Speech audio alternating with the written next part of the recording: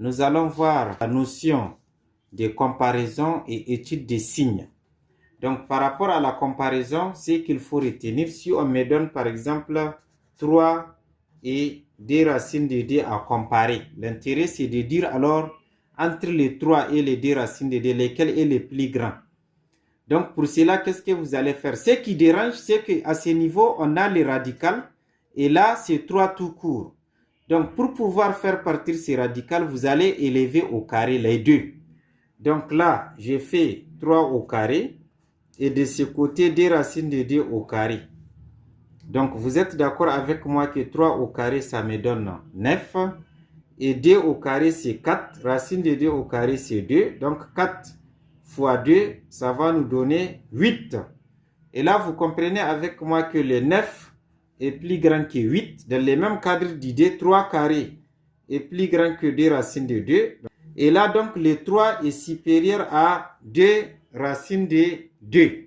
Voilà ce qu'il faut retenir lorsqu'il s'agit de comparer des expressions dans cette partie, n'est-ce pas, racine carrée.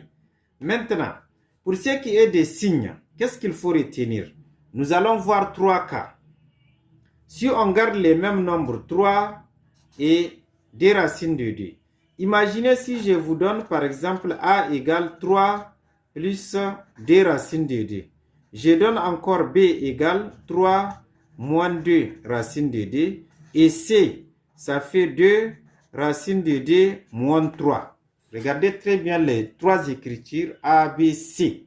On veut donc déterminer les signes de chaque expression, c'est-à-dire A, B et C. Maintenant, si nous prenons l'expression A, vous êtes d'accord avec moi que le 3 est positif. Là, c'est plus 2 racines de 2. Ça veut dire qu'il est aussi positif. Donc, de façon générale, le A est positif. Maintenant, si nous prenons le B, qu'est-ce qu'il faut constater? On a 3 moins 2 racines de 2. Là, n'oubliez pas que nous avons déjà effectué la comparaison entre 3 et 2 racines de 2. Et nous avons montré que le 3 est plus grand que 2 racines de 2. Donc, si 3 est plus grand que 2 racines de 2, vous êtes d'accord avec moi que 3 moins 2 racines de 2, ça va nous donner alors un résultat positif. Et maintenant, qu'est-ce qu'il faut retenir alors? Quand vous dites que B est positif, vous pouvez appuyer en disant que car, en donnant un peu la raison, car 3 est supérieur à 2 racines de 2. Et vous voyez, même à partir de l'inégalité, si on ramène les 2 racines de 2 du côté de 3, ça devient alors 3 moins 2 racines de 2. Et donc, ça va me donner un résultat positif, c'est-à-dire supérieur à 0. Maintenant, pour ce qui est du C, on va toujours utiliser donc la première comparaison qu'on a eu à faire. Comme le 3 est plus grand que 2 racines de 2, je dis bien, 3 est plus grand que 2 racines de 2.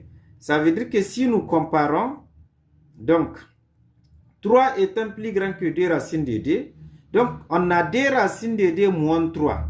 Ça veut dire les plus petits moins les plus grands.